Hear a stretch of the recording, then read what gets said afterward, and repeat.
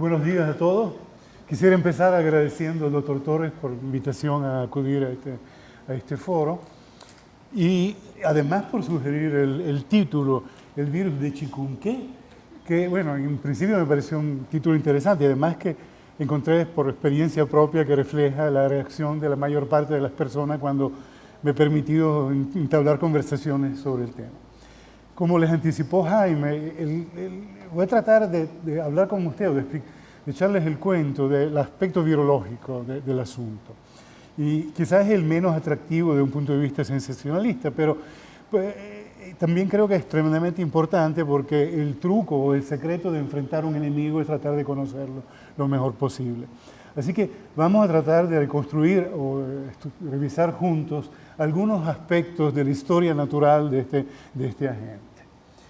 El comienzo de la epidemia, la fecha del 6 de diciembre de 2013 va a quedar grabada en la historia de las enfermedades infecciosas en América, en el continente americano, puesto que implica o es el reconocimiento oficial, si se quiere, de la introducción de un virus nuevo en el continente. Un virus nuevo en el continente es un evento tremendamente importante, no solamente para los infectólogos, claramente representa en este caso en particular un reto importantísimo a nivel de la estructura de salud pública, pero también representa un reto para los investigadores y para la gente que en alguna forma trabaja en el área biomédica, ya que nos vamos a enfrentar a una serie de situaciones nuevas y aun cuando obviamente la prioridad va a ser en el aspecto de salud pública, pero ciertamente las oportunidades de investigación van a ser importantes y me refiero a diferentes tipos de problemas, algunos de los cuales vamos a tratar de indicar en el tiempo que viene. Esto no es el primer ejemplo de una introducción de un virus o de un agente nuevo en el continente americano. Me permití traerles 3 ejemplos, uno muy reciente que es en el año 99, la introducción de la fiebre del Nilo Occidental, West Nile Virus, que ocurrió en Estados Unidos, específicamente en Nueva York. El virus es originario de África, aun cuando en esa introducción en particular el virus venía de Israel, del Medio Oriente. Y hay otros 2 ejemplos clásicos en la historia de la virología en nuestro continente, que son, por un lado, la introducción de la fiebre amarilla, y esta es la fecha de una de las primeras epidemias bien identificadas, registradas, si se quiere. Y luego la introducción en el siglo XVI de la viruela en México, junto a las tropas de Cortés. Y ambos eventos, en alguna forma, han marcado no solamente la salud, sino el desarrollo de los eventos históricos de nuestro continente. Como ya todos ustedes habrán enterado a estas alturas, el nombre chikungunya viene del idioma makonde, que es el idioma que se habla en Tanzania. La razón siendo de que el primer aislamiento de este virus se realizó durante la década de los años 50 en Tanzania y el nombre simplemente significa la enfermedad del hombre encorvado. Este tipo de nombre descriptivo de virus se repite. En otros países, por ejemplo, en el Congo, esta misma enfermedad recibe el nombre de buca buca, que quiere decir roto roto, y se refiere a las artralgias incapacitantes asociadas con esta fiebre. Hay que decir que si el primer aislamiento hubiera sido en el Congo y no en Tanzania, estaríamos ahora hablando de la epidemia que se nos acerca de buca buca. Y el nombre de esta charla no sería el chikungunya, sino el bucaque. Pero bueno, bueno, les voy a dar algunas generalidades sobre esta enfermedad. Para empezar, es una enfermedad transmitida por mosquitos y causada por un virus en particular perteneciente a un género llamado alfavirus de una familia llamada Togaviridae. El virus es transmitido por la picada de mosquitos y los principales protagonistas en esta historia son el Aedes aegypti y el Aedes albopictus. Y sobre estos 2 puntos es que va a concentrarse mi charla. Está después toda la parte clínica, cómo la persona se infecta, cómo desarrolla la enfermedad, los mecanismos asociados al desarrollo de la enfermedad, la secuela, etc., la cual la doctora Carvajal nos va a ilustrar. Pero voy a anticiparles algunos datos. Los síntomas clínicos incluyen fiebre y artralgia severa, dolores en las articulaciones, que puede, además de estar presente en la forma aguda, persistir por periodos prolongados de tiempo, semanas, meses y a veces hasta años. Hay varios tipos de complicaciones, pero no vamos a entrar en este tipo de detalle. Un aspecto particularmente importante relacionado con el diagnóstico y la identificación de la enfermedad en un ambiente, en un país, en una situación en la cual el dengue sea endémico, por la sobreexposición de muchos de los síntomas, aparte que de las características generales de estos dos virus, de estas dos enfermedades, mejor dicho. Otros aspectos generales, me permití incluirlo, son, de hecho, este virus se caracteriza, a diferencia de otros, de producir una proporción relativamente baja de enfermedades subclínicas, de enfermedades sintomáticas, lo cual en alguna forma facilita el control del mismo, por lo menos la identificación de su circulación en determinados ambientes. El segundo punto que traje a colación es, aun cuando, como les anticipé, la principal o casi la única vía de transmisión es a través de la picada de un mosquito, sí puede haber, obviamente, infección a través de transmisión de sangre, y en caso específico, en la transmisión madre a hijo, ha sido reportada con la infección de recién nacido de madres que tenían virus presente en la sangre, infectadas en las semanas anteriores al parto. Y estos son los dos grandes protagonistas después del virus de esta historia. Las dos especies de Aedes albopictus y aegypti. Estos son los mismos virus, como ustedes habrán reconocido, asociados a la transmisión de otro virus tremendamente importante, como son el virus del dengue y el virus de la fiebre amarilla.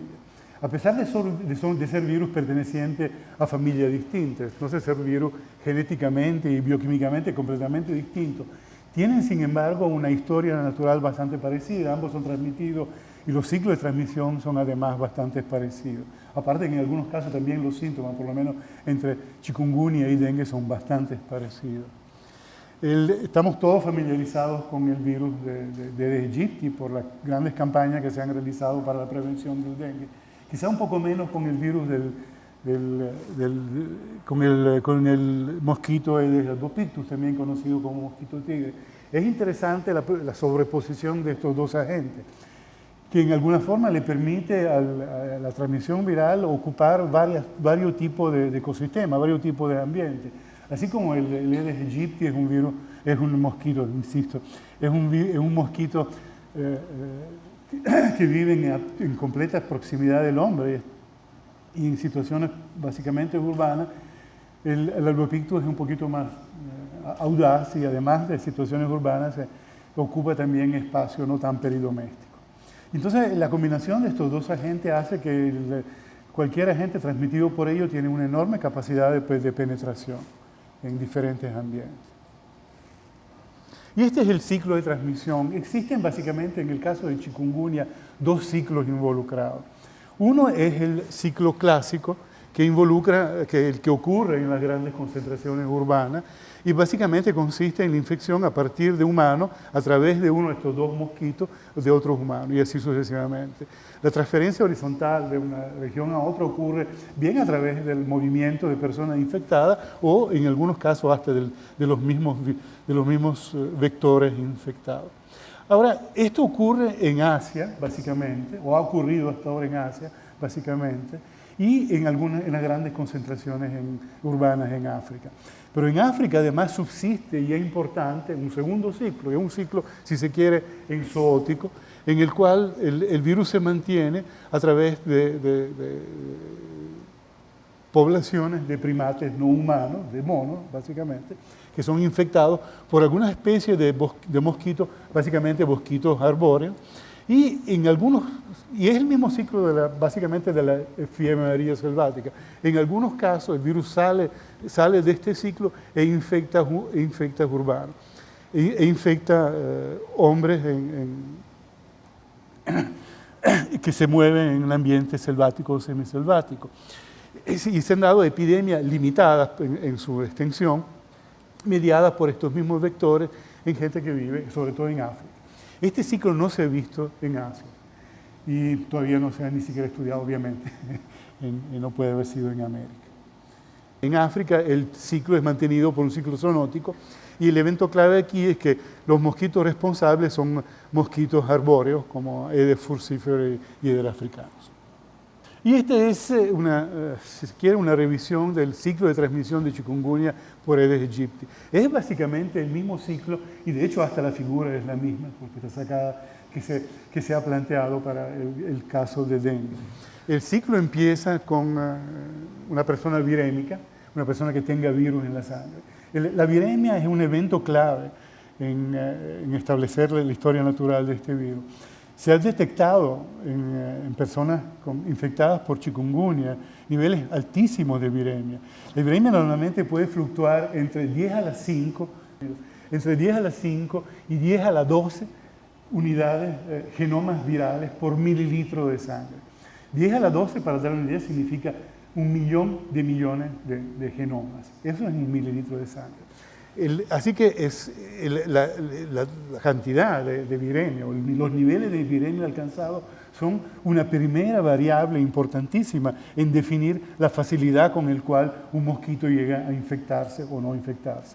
Y dependen en muchos casos de las características genéticas tanto del virus como del huésped humano. Entonces, tenemos el primer paso. El mosquito se nutre de sangre de una persona infectada y se infecta. El periodo que intercorre entre el momento en que el mosquito chupe la sangre infectada hasta el momento en que el virus llega del intestino del mosquito a las glándulas salivales y se vuelve por lo tanto transmisible a un segundo huésped es lo que se llama periodo extrínseco de incubación. Y es una variable importantísima porque es muy variable y depende básicamente de dos factores. Uno, las características genéticas del virus y segundo, el tipo de mosquito o la variante del mosquito. Y puede fluctuar hasta llegar, en los casos donde la adaptación del virus al mosquito es máxima, a las 48 horas ya el mosquito puede ser propagador del virus, hasta normalmente una semana. Esta es una variable que es tremendamente importante en definir la eficiencia con la cual el virus se va a transmitir y en definir lo que se define como, o lo que se llama competencia vectorial de un mosquito para un virus determinado, en este caso para chikungunya. Bueno, el mosquito está infectado, vuelve a nutrirse sobre la sangre de una persona supuestamente no infectada y ahí empieza la infección del humano como tal. Hay un periodo de incubación que aquí también es variable y depende básicamente de la cepa de virus transmitida, pero que normalmente es del orden de aproximadamente 5 días. A partir de este momento aparece el virus en la sangre de la persona infectada y los varios síntomas asociados a la enfermedad. Bueno, hasta ahora les he dicho algunas cosas respecto al ciclo, respecto a los mosquitos. Vamos ahora a hablar del virus como tal. El virus pertenece a una familia tremendamente interesante de virus llamado Togaviridae. Vale aquí la pena mencionar, este es un virus distinto genéticamente, les dije, del virus del dengue, aun cuando tenga muchos parecidos entre ellos. El dengue pertenece a otra familia llamada Flaviviridae, que es muy distinta. Esta familia consta de dos géneros, los rubivirus y los alfavirus. Los rubivirus es un género de virus que tiene un solo miembro, que es el virus de la rubeola, es un virus que no tiene un reservorio animal y se transmite estrictamente de humano a humano vía aerosol, vía respiratoria. En cambio, el otro género, el género de los alfavirus, es un género tremendamente heterogéneo y que incluye un grupo muy vasto de virus distintos que además han ocupado nichos muy diferentes. Y vamos a verlos en un segundo. Este es para darles una idea de cómo se ve el virus en las reconstrucciones de microscopía electrónica o en modelos. Básicamente es un virus relativamente pequeño, de 70-80 nanómetros de diámetro. Es un virus con envoltura.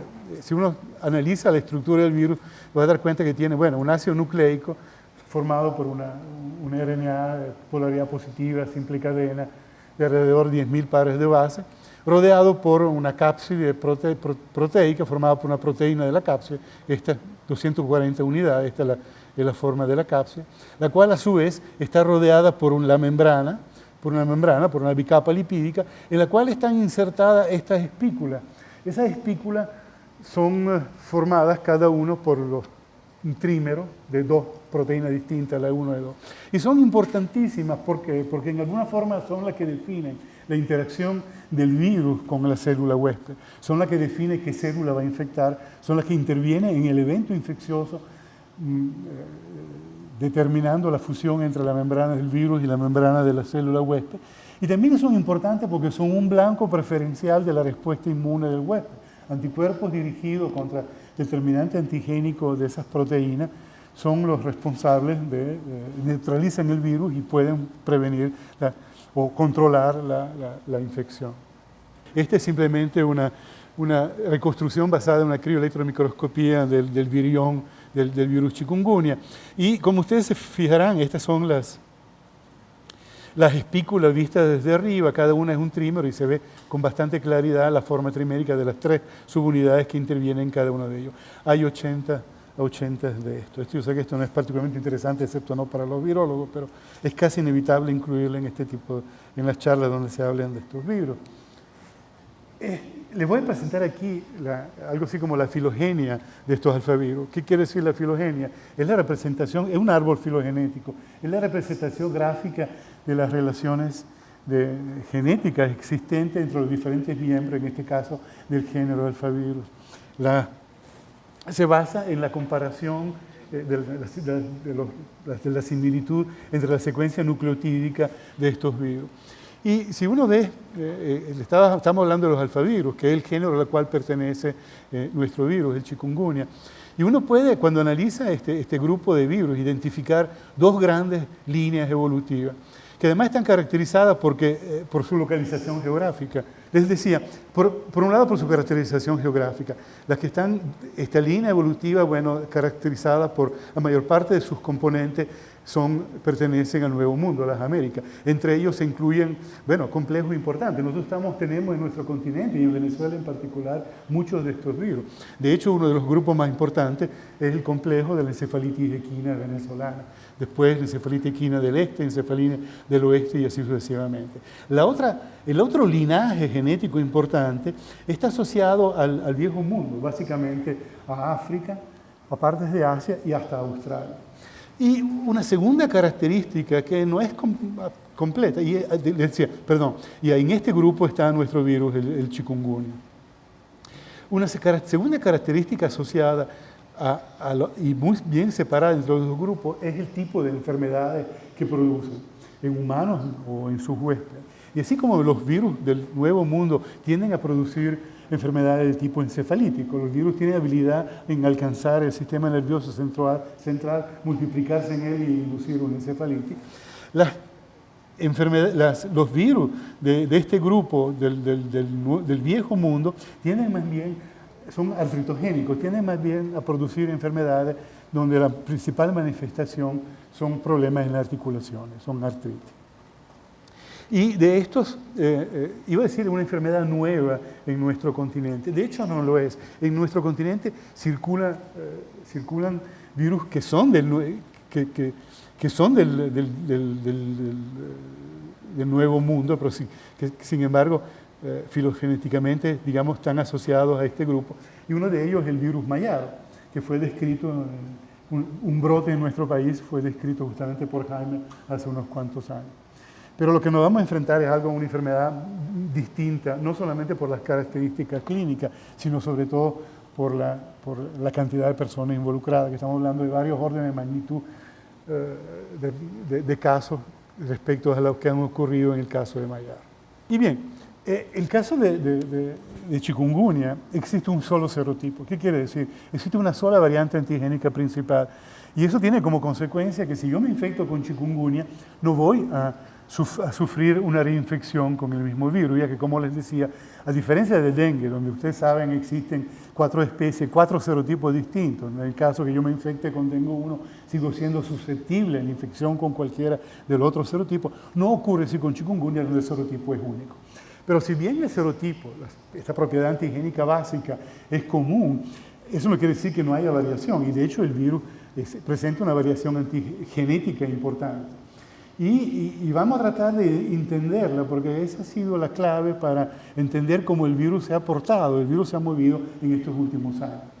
Y aquí tengo un árbol filogenético basado, por lo demás, en la secuencia del genoma completo de varias cepas de chikungunya.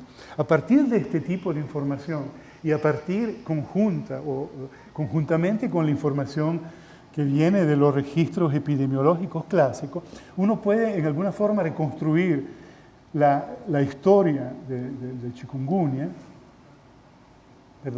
la historia del chikungunya en los últimos 80 años. Este es un gráfico importante y vamos a tratar de analizarlos con calma. Y que se basa, como les decía, en los datos conjuntos, por un lado, de los datos epidemiológicos y por segundo, de los análisis filogenéticos que han demostrado las relaciones evolutivas existentes entre algunos de estos tipos virales. Existen, hasta los años 50, y todavía existieron básicamente 3 linajes genéticos importantes. Hay que decir, el virus se origina de África. Y por muchos años, que vaya usted a saber desde cuándo, se calcula aproximadamente de hace por lo menos 500 años, han circulado en África a través del ciclo enzootico que les mencioné. Existen 2 genotipos, uno el llamado WA, que quiere decir de África Occidental, y otro llamado EXA, que es el que está pintado aquí en anaranjado, y EXA por África del Oriental, África del Este, África Central y África del Sur. En algún momento antes de los años 50, un progenitor de este genotipo pasó a Asia y invadió con mucho éxito una parte del continente asiático, la que está pintada en verde, y que fue donde se desarrolló otro linaje o un tercer linaje genético llamado linaje asiático. Hasta el año 2004, la situación epidemiológica asociada a este tipo de virus circulante era de brotes muy limitados, tanto en tamaño como en extensión, y además totalmente esporádicos. Pero a partir del año 2004 eso cambia en forma absolutamente radical. A partir de 2004, empezando por Kenia, en la costa oriental de África, empiezan a aparecer epidemias importantes en sentido porque afectan a mucha gente, epidemias que se expanden a las islas, tanto de Madagascar como las Islas Comores, bueno, las islas enfrente, la costa oriental de África, y llegan hasta Asia. Están indicadas por esta flecha roja.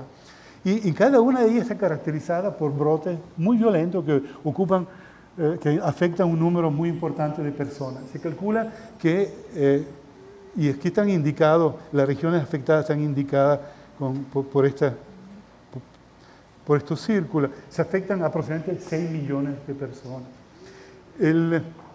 Esto en el espacio de pocos años, decía, hasta el 2004-2008. Lo interesante es que el virus ha llegado hasta Europa. Por ejemplo, en el 2007, este virus llegó a Italia. A partir de un caso índice, hubo algo así como 200 casos identificados. Y en el 2010, llegó hasta Francia, hubo también una epidemia, un brote local. La pregunta que uno se pone, ¿qué es lo que ha sido responsable de este cambio en el patrón epidemiológico del virus? Y cuando se llegó a analizar la secuencia asociada a los virus responsables de estos brotes, de estas epidemias, se llegó a identificar que había una mutación clave que aparentemente estaba asociada a todos estos brotes. Una mutación clave en la proteína E1, que si ustedes lo recuerdan, era una de las proteínas que formaban las espículas de la superficie del virus. La mutación específicamente es una sustitución de una alanina por una valina en la posición 229, pero el hecho clave es que esa mutación y conjuntamente con el linaje genético que compone el virus que está asociado a esta epidemia, le ofrecía al virus una ventaja importantísima a la hora de infectar el vector clave, uno de los vectores clave, el albopictus. Y efectivamente, cuando se hicieron estudios, se detectó que esa mutación en la proteína E1, como les decía, hace que se requiere una dosis 100 veces menor de virus para infectar el albopictus. Dicho en otros términos, bueno, no hacen falta que las viremias sean tan altas para que la infección de un mosquito nuevo ocurra. Y eso ha representado obviamente una ventaja importantísima porque ha permitido una transmisión muy eficiente en regiones donde hasta ese momento Egipto era probablemente el único vector o por lo menos el vector principal. Así que la capacidad adquirida de este virus de infectar Albopictus es probablemente, o de infectar más eficientemente Albopictus, ha sido responsable de esa serie de brotes y epidemias que han caracterizado la epidemiología de este virus en ese periodo. De hecho, tengo que decir que esto ha seguido en el tiempo. Bueno, y ustedes dirán, bueno, de todos estos linajes genéticos que han circulado en el mundo con anterioridad, ¿cuál es el que nos está llegando? ¿De cuáles de los prontuarios tenemos que tener miedo? ¿Si del asiático, del africano o de este último que se llama indoamericano? Y un estudio o la comparación hecha sobre los dos primeros aislamientos del virus en San Martín, como les decía, en diciembre de 2013, demuestran claramente que el virus asociado a esta epidemia que se está disparando es del linaje asiático, lo cual y no tiene la mutación que lo hace más eficiente para la infección de albopictus. Eso no quiere decir, y los datos epidemiológicos claramente lo demuestran, que el virus no sea eficiente en invadir un ambiente donde haya una fuerte presencia de ambos mosquitos. Y bueno, quería terminar esta parte, quería terminar la conferencia. Es obvio que para este tipo de enfermedades el principal control hasta ahora ha sido el control de vectores. Lo ideal sería disponer de una vacuna. Ayer apenas el doctor Torres publicó en PubMed una noticia respecto a los resultados de la tercera fase de la vacuna, de la vacuna de Sanofi Pasteur contra dengue. Desgraciadamente, que son muy prometedores y vislumbran una relativamente pronta aplicación de la vacuna del dengue en los países afectados. Desgraciadamente, la situación para chikungunya dista mucho de ser promisoria. No hay en este momento una vacuna contra chikungunya. Y la historia es interesante.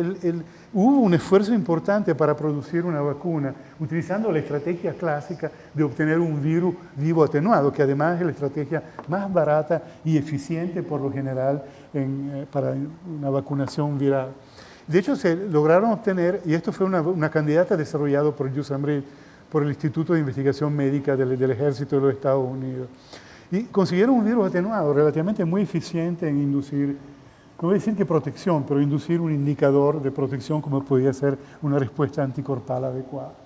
El problema de esta promesa de vacuna es que eran los efectos colaterales. En algo así como entre el 5 y el 10% de los vacunados había síntomas de problemas artríticos de cierta magnitud, no tan graves, pero en todo caso el USAMRIID decidió no seguir con las investigaciones. Entonces, a pesar de que esto hubiera alcanzado fase 2 en el año 2000, entiendo que la licencia de esta vacuna ha sido cedida a un instituto hindú que se llama Indian Immunology.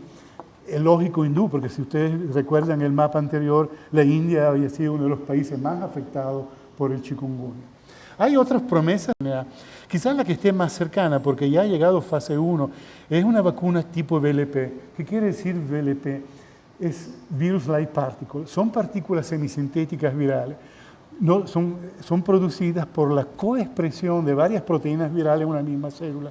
Estas proteínas tienen la capacidad, por lo general, de autoensamblarse. Así que, aún en ausencia de ácido nucleico, las proteínas estructurales pueden originar un virión que es muy parecido, es hasta estequiométricamente idéntico al virus como tal. Y es bastante efectivo en inducir protección.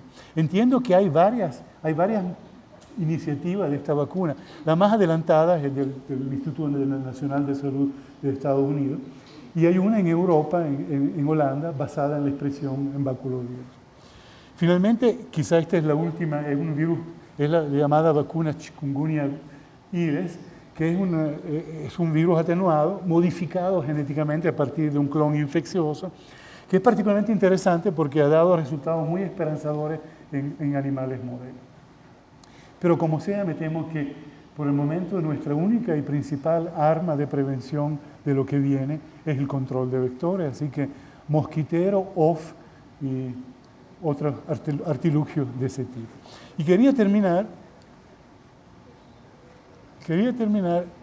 bueno, recordando, como toda película termina después de la palabra fin, con un elenco de los protagonistas, y recordarle en alguna forma a los protagonistas el reparto de esta película, donde cada uno de ellos viene caracterizado por sus armas, por las armas de los cuales dispone para sobrevivir en la naturaleza y defenderse de los otros miembros de este triángulo, que no es exactamente un triángulo amoroso, y son, como les decía, el virus por un lado, el Aedes, en este caso el egipcio, y finalmente el humano. Fíjense en la enorme diferencia en capacidad de respuesta genética de cada uno de los tres. Pero tuviera que decir cuál de los tres evolutivamente es el más exitoso, tendría mis dudas y francamente creo que tendría que pensar que el virus es el que tiene más chance de perdurar en los tiempos. Gracias.